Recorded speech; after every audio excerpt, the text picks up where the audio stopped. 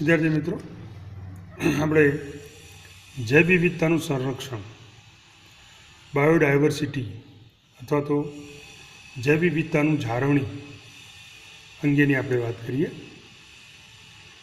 પ્રશ્ન એ છે આપણી પાસે કે આપણે જૈવ વિવિધતાની જાળવણી જે છે શા માટે કરવી જોઈએ અથવા તો શા માટે જરૂરી છે, એનું મહત્ત્વ શું છે, આપણે આગળ વાત કરી. જૈવિક વિવિધતાનું સંરક્ષણ જે છે શા માટે જરૂરી છે એ આપણે ખાસ જોઈ લઈએ.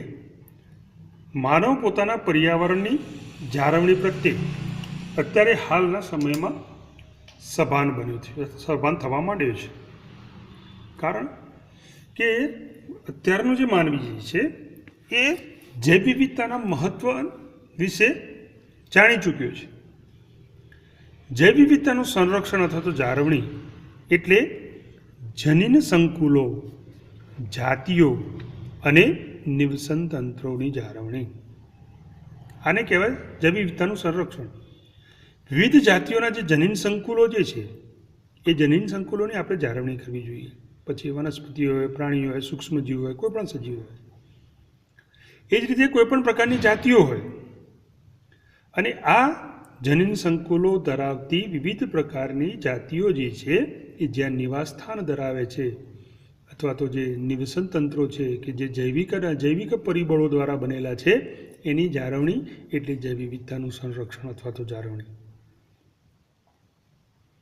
આમે જૈવ વિવિધતાની જાળવણી એક આપણી નૈતિક ફરજ છે, જવાબદારી છે. આપણે આપણા અનુજો માટે વધુ સારું નહીં તો ઓછામાં ઓછું જેવું છે તેવું જૈવાવરણ તો જાળવવું જોઈએ. અનુજો એટલે આવનાર પેઢીઓ. આપણી જે આવનાર પેઢી છે એના માટે વધારે સારું નહીં તો ઓછામાં ઓછું જેવું છે તેવું જૈવાવરણ આપણે જાળવવું જોઈએ.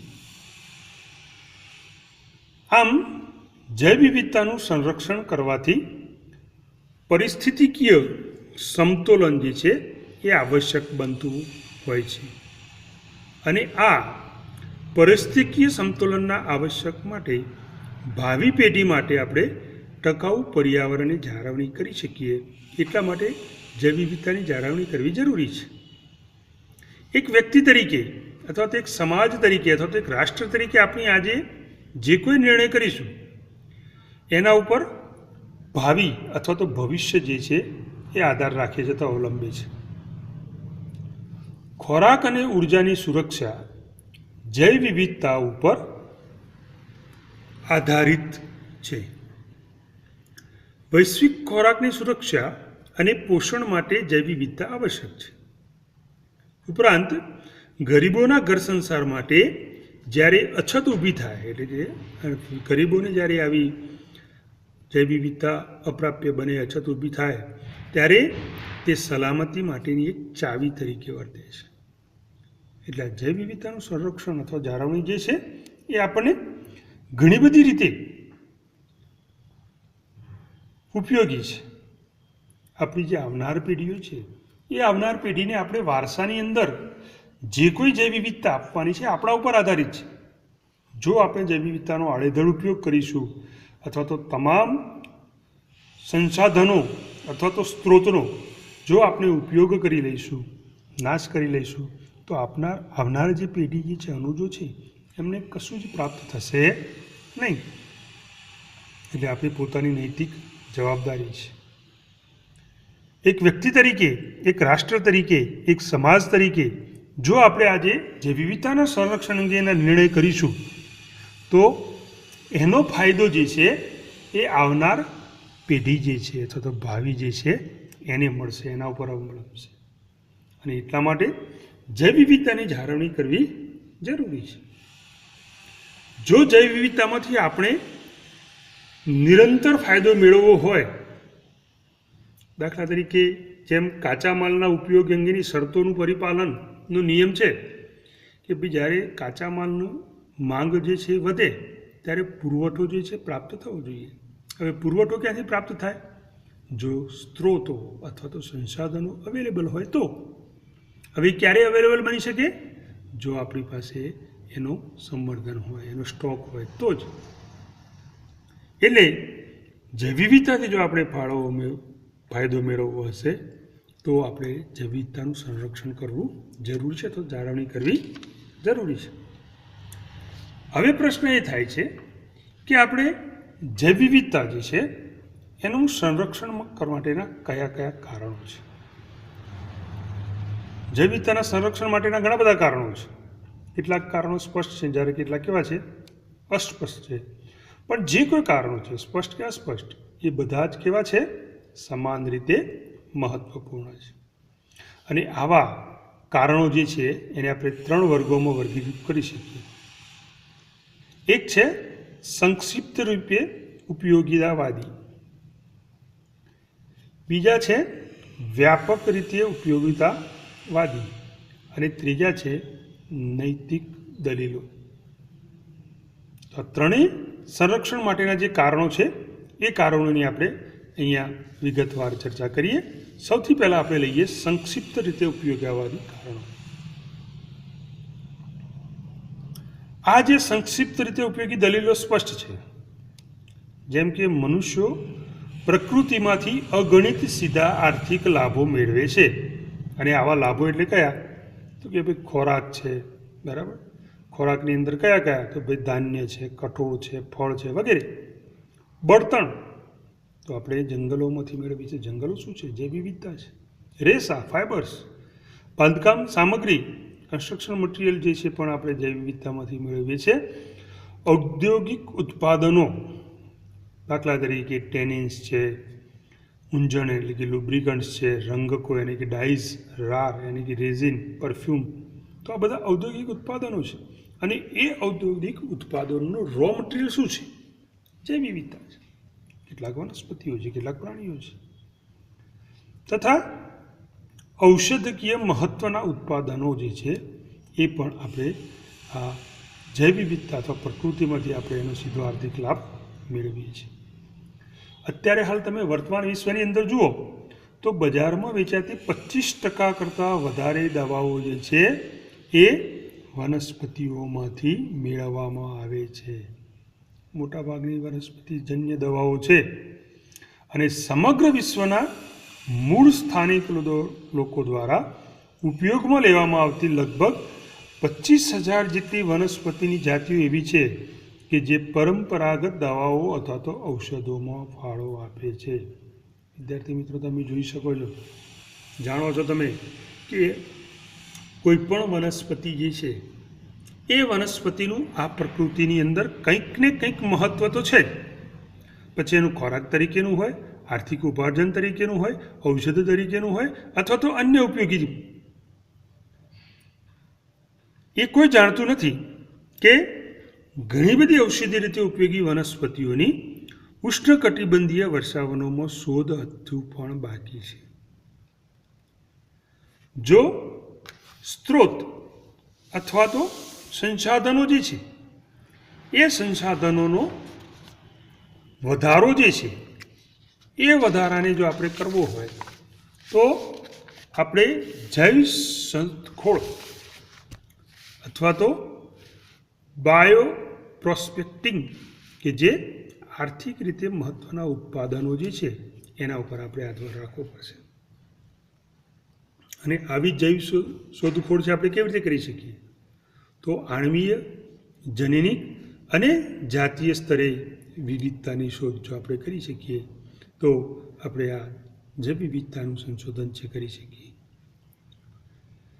એના કારણે સમૃદ્ધ જૈવ વિવિધતા ધરાવતા રાષ્ટ્રો જે છે એને વધુમાં વધુ લાભ અથવા તો ફાયદો જે છે એ મળી રહે, અથવા તો દરેક રાષ્ટ્ર જે છે એ આ જૈવ વિવિધતાના ફાયદો અથવા તો લાભ લેવાની અપેક્ષા રાખી શકે છે. તો વિદ્યાર્થી મિત્રો, આ જે દલીલો છે એ છે ઉપયોગિતાવાદી, સંક્ષિપ્ત રીતે. ટૂંકમાં આપણો ખોરાક હોય, ઔષધ હોય કે અન્ય કોઈ પણ પ્રકારની આપણી જરૂરિયાતો હોય તો આપણે જૈવ વિવિધતા જે છે એમાંથી આપણે મેળવીએ છીએ. બીજું કારણ છે વ્યાપક ઉપયોગિતાવાદી દલીલો. આપણે વ્યાપક રીતે ઉપયોગિતાવાદી જે છે એના આધારે કેટલાક કારણો જોઈએ. પ્રકૃતિ દ્વારા પ્રદાન કરવામાં આવતી ઘણી બધી નિવસનતંત્રીય સેવાઓ છે કે જેમાં જૈવ વિવિધતાનો ફાળો જે છે એ ખૂબ જ મોટા પ્રમાણમાં રહેલો છે.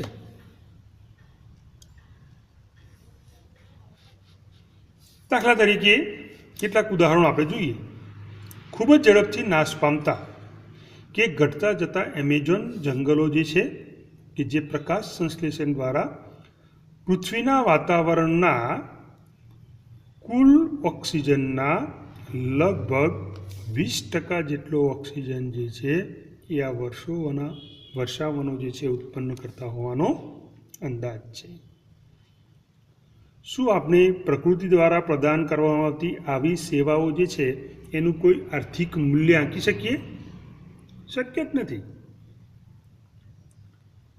એક વનસ્પતિ અથવા તો એક વૃક્ષ જે છે પોતાના જીવંત પર્યંત આપણને અગણિત અને ખૂબ જ કિંમતી લાભો જે છે આપણને પૂરા પાડી શકે, જેનું આપણે કિંમત આંકી શકીએ નહીં. દાખલા તરીકે તમે તમારી નજીકની કોઈક હોસ્પિટલમાં જાઓ અને ત્યાં તમે જુઓ કે કોઈ દર્દીને શ્વાસોશ્વાસ લેવાની તકલીફ હોય તો ઓપરેશન કરાવ્યું હોય તો એને ઓક્સિજનની જરૂર પડે છે. હવે એને ઓક્સિજન આપવામાં આવે છે તો આ ઓક્સિજન સિલિન્ડર જે છે એ આ ઓક્સિજન અથવા ઓપરેશન દરમિયાન અથવા એની સારવાર દરમિયાન કેટલા ઓક્સિજનનો ખર્ચ થશે એનું તમે અનુમાન લગાવો, તપાસ કરો, તમને ખ્યાલ આવશે કે શ્વાસ ઓક્સિજન આપણને અત્યારે હાલ પર્યાવરણમાં મફત મળી રહે છે, જ્યારે આપણે દવાખાનાઓની અંદર હોસ્પિટલમાં આપણે એને વેચાતો લઈએ છીએ. ત્રીજું ઉદાહરણ જોઈએ આપણે ઉપયોગિતાવાદી બાબતનું, પરાગનયન. જેના વગર વનસ્પતિ આપણને ફળ તથા બીજ આપી શકતી નથી. નિવસનતંત્રની બીજી સેવા છે. પરાગવાહકો જેવા કે મધમાખી, ભમરા, પક્ષીઓ, ચામાચીડિયા કે જેના દ્વારા આપણા નિવસનતંત્રને આ પરાગનયનની સેવા જે છે પ્રદાન કરે છે. હવે આ જે બધા જે પરાગવાહકો છે બધા પ્રાકૃતિક છે. હવે તમે વિચાર કરો કે પ્રાકૃતિક પરાગવાહકોની મદદ વગર પરાગનયન પૂર્ણ કરવાનો ખર્ચ કેટલો થશે? તમે એની કિંમત મૂકો, વિચારો. આવા બીજા અપ્રત્યક્ષ અથવા તો અમૂર્ત લાભો પણ છે કે જે આપણે પ્રકૃતિમાંથી મેળવીએ છીએ. દાખલા તરીકે આપણે લાકડાના જાડા ગોળવા, લાકડા હોય જાડા, એને ગોળ આકારની અંદર ટુકડાઓમાં કાપેલા હોય અને પછી એને આપણે જમીન ઉપર મૂકી અને એના ઉપર આપણે ગોળ ગોળ ફેરીને ચાલવાનો અનુભવ જો આપણે મેળવવો હોય તો એના માટે આપણે લાકડાના ગોળવા લેવા પડે. આવા લાકડાના ગોળવા એટલે શું? જંગલની પેદાશ, વનસ્પતિ પેદાશ. વનસ્પતિ પેદાશ એટલે શું? જૈવ વિવિધતા.